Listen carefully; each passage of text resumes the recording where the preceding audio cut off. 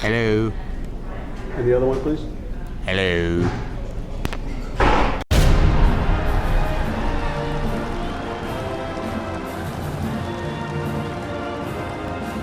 Brought to you by Irish Rugby Tours, the Rugby Tour Specialists, AFIA Sports Training, committed to developing the sporting potential of future players in the US, UK, and across the world. And Dub Pies, Down Under Pies, stop by, say hi, and eat pie. And the Pig and Whistle on West 36th Street. Everybody, welcome back to Rugby Wrap-Up. Matt McCarthy at the Fantasy Sports Network Studio 34 in New York City talking rugby. But ladies and gentlemen, we like to get out. We like to get on the road. And this time we're at our satellite studio at the Pig and Whistle in New York City on West 36th Street, our favorite rugby pub.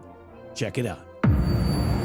Thanks for the throw, Matt. We are at the Pig and Whistle for our big interview with Zackary, the captain of the Team USA Women's 15s team, facing off against the Black Ferns in Chicago, the big rugby weekend. And where better to do an interview early in the morning than at our favorite rugby pub, the Pig and Whistle. So, Kate, I don't believe that you actually exist, because there's no way that a person can get on the fast track to play their first rugby game in a college alumni game to being the captain of Team USA at Soldier Field against the Black Ferns on the rugby weekend. Is this accurate? That is accurate, yep. I never had a chance to play before then. They made me an honorary alumni and let me play. And you came from soccer and basketball, right, in this meteoric rise? Yeah. Okay, so what compelled you to play rugby, A, and B, how did you end up not only playing 15s, but 7s? Well, yeah, so I was in college, hung out with the rugby team. They were always more fun. Our soccer team was a lot of fun, don't get me wrong. But some of my friends off the team were all rugby players, so went and hung out some of their socials. I think that's what draws everyone in.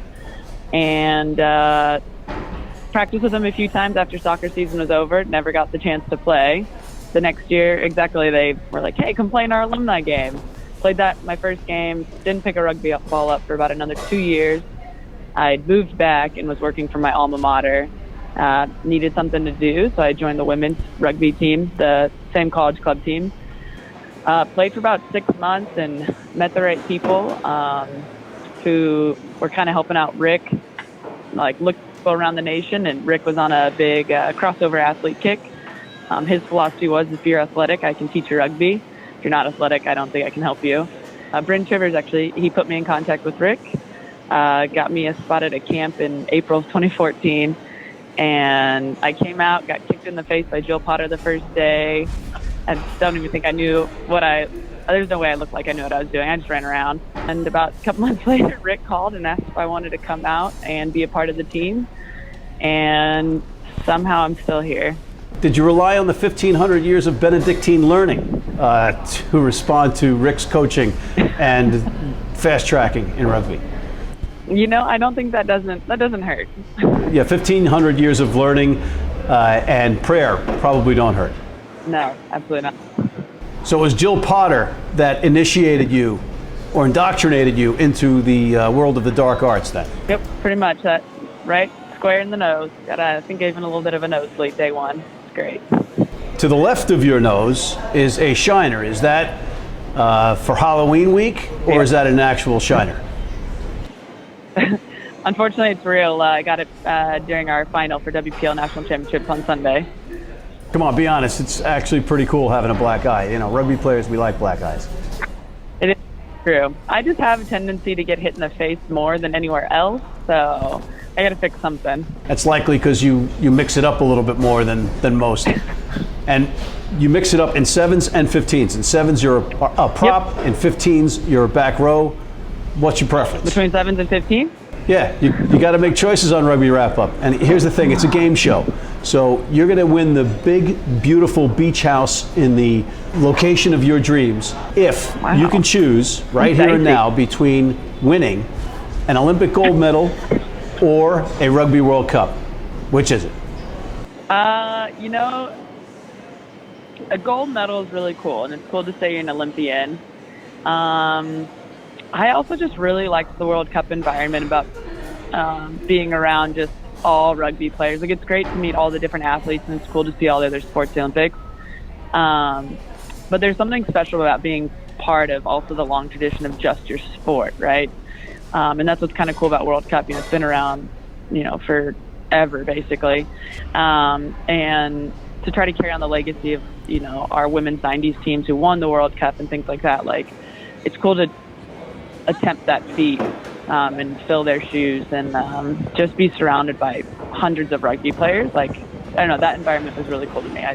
As of right now, I think I'd stick with the World Cup, but I'm sure others will disagree. Scandalous, Kate. I know. Okay, hard question number 2 right out of the gate here on Rugby Wrap-Up Early AM from the Pig and Whistle. What does the number 257 mean to you? That's my Eagle number. Judges, is that the correct answer? There's the ding, ding, ding. A lot of people don't get that right. Get me sweating for a second. I was like, I can't remember if I'm 259 or 257, because at one point, Abby Gustatus and I had the same number online, so we had to figure that out. Okay, moving right along. Stealing from Craig Ferguson, who would say, Reykjavik is the capital of Iceland. Who is your favorite teammate? Favorite teammate? I would probably say at the moment Kit Kat. We have a pretty sweet bromance, and at World Cup we had our coffee club in the morning. I brought the coffee unit, she brought the coffee. Sylvia usually joined us as well. It was a very nice morning tradition. So if you like coffee, it wins over my heart pretty quickly. And for the folks at home that might not be in the know, please tell them who Kit Kat is. Katie Augustine, our hooker. She always runs around the blue scrum cap with the towel. Now, I know that, you know that, but some of the other folks might not know that. I think it was Al McFarland, who has his own coffee shop. Blaine Scully and Chris Wiles were all coffee bromance guys. It's a good time to wake up in the morning, have some live chat, get rugby ready, just start the day off right. Coffee and rugby, can't miss combo. Segueing back into rugby and the rugby weekend, what's the most exciting thing about playing in Chicago on Soldier Field? Well, one, it'll be one of the biggest venues I think either women's programs had the opportunity to play in. And it's the first time New Zealand's been in the United States, the women's team, the Black Ferns. And so it's just a huge, huge opportunity for the women's 15s program to showcase our talents, what we've been working on against some of the best teams in the nation. Obviously, New Zealand just won the World Cup and things like that. So it's a huge opportunity for us to take them on again, show them how we've improved and learned since World Cup, and just show America what rugby is and how the women's game is extremely important for young girls to start playing as early as possible, and how they can fill our shoes one day. Hey, how about imagining if you at 12, a Kate Zackary at 12 or 10 or 8 had started playing rugby? I think she would make less errors than I do. I don't know. I think you definitely still enjoy the game, but just some of the finer details I think would just be that much more crisp now, and things like that. Just in rugby knowledge in general, I'm still constantly learning stuff every day. Best way to get through a hole, best way to set up a teammate, all those little things. I think by now those would be just so much more on point. So, what's the most compelling thing about playing 15s for you? Is it lighting up an unsuspecting fly half? Is it rattling off a 20-meter run or scoring a try? I think the thing I like about 15s is it really requires all 15 players. In sevens, you can make one pass, put someone in space, and they're running the 80 meters. But in 15s, you're not going to get those breaks. It really takes all 15 players to set someone up to score. And I think that's my favorite part is, you're doing your role in the scrum or the lineout, whether it's hitting the 10 and trying to force a turnover, or whether it's, running that punch line to throw an offload to someone who then they're getting down the field a few more meters, setting up again and doing it again, and working for someone scoring a try. And hopefully an easy one, not one that we have to work too hard for. You definitely sound like a captain, definitely. But if you're dealing with a player like me that prefers 15s over 7s because I can hide in 15s and I can't hide in 7s, what do you say? How do you handle that, despite the fact that I would never be on a national team? You gotta step up for the team and you gotta do your role. So if you're a wing, then you get to be on the wing, and you have this sole responsibility of keeping the width of the field and catching, right, and scoring a try.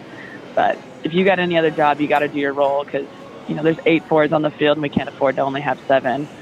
And if you don't want to be a team player, then we could always use a water girl. So you're absolutely right. And you know what? We got to salute the previous captain, Tiffany Faye, who is a fellow club member with me on the New York Rugby Club.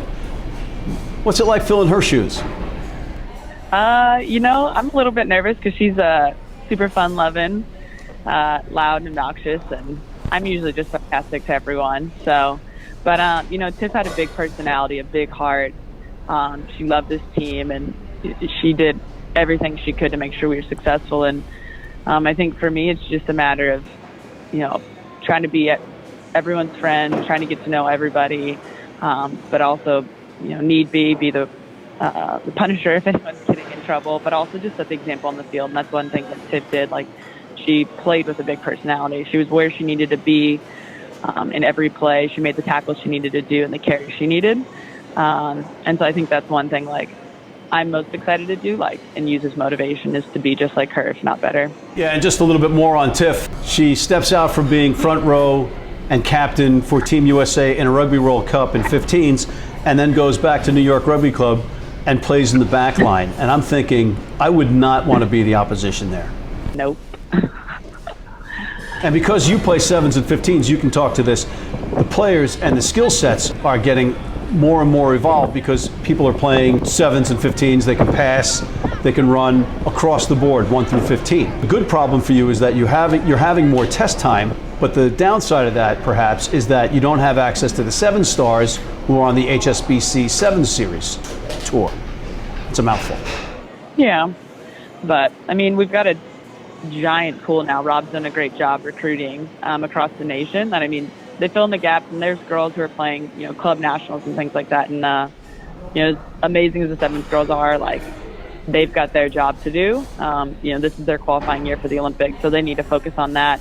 And we need to keep focusing on, building rugby around the country. So if that's pulling up the younger girls from collegiate, the different club levels, things like that. They've all got opportunities to play 7s and 15s year round, which is amazing now, and just really ask them to step up. And I think it's going to be a huge movement, I think, for rugby moving forward for the women's teams. You answer that one with all of the savvy of a NSCAA Scholar All-American. I tried to sneak that one by you. Thanks. I just keep talking, it goes okay. You answered that one like a corporate executive or a politician. No, too many secrets, All right, Kate Zackary Secrets will be another episode on Rugby Wrap Up, but let's stick to the rugby for now. Your style of captaining, are you fire and brimstone right before the match starts, or are you saying anything, or are you just ready to go? I definitely say something, mainly because I'm nervous. I got to say something. But honestly, it's just reminding people that, there's nothing more we need to do at this point except just go out and play. I think too many times people just get caught up and they're studying the playbook last minute.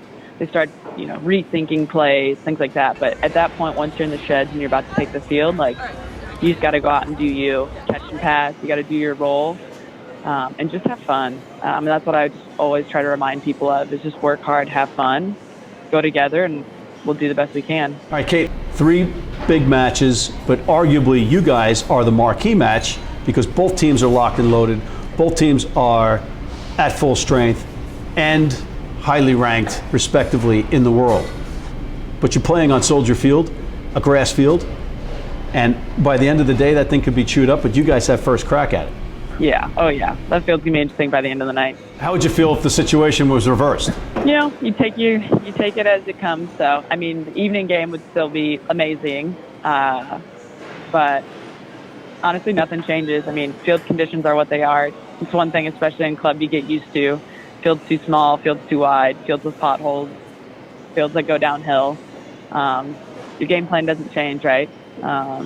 Again, your skill sets don't change, so it is what it is. Just sometimes you gotta maybe change up a little bit of your scrum plays. Like if it's wet and it's torn up, are you gonna be able to drive as far? Who knows?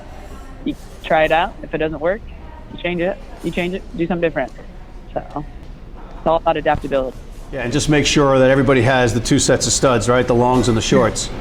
Oh, yeah, absolutely. We got to track some of those down, but yep. All right, Kate, anything you want to say to the folks at home and the people out there before we let you go? Please come out, watch the game, buy your tickets. You know, there's, and if you can't make it, please go watch the game live streamed on Flow Rugby. It's going to be an awesome weekend, not just our game, but the next 2 games after. And just keep supporting and keep playing. All right. Captain Kate Zackary of Team USA in the wee early hours of Chicago, live here at the Pig and Whistle in New York City. Kate, thank you very much. Absolutely. My pleasure. Thanks for having me. And on that note, Matt McCarthy at the Pig and Whistle, New York City's, in fact, the globe's best rugby pub on West 36th Street in Manhattan, for Rugby Wrap Up, signing off.